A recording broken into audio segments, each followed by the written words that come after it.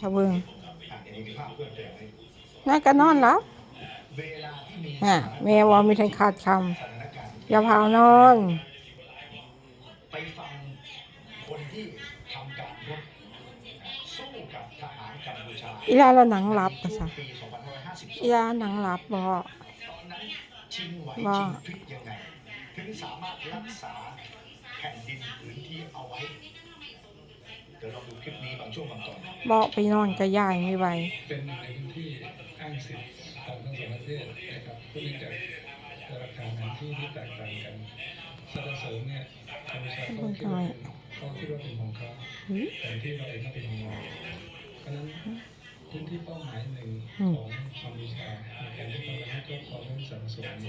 นอกจากที่คุณเสือพื้นที่4.6 ตารางในช่วงปี 52 นะครับ21 กรกฎาคม 52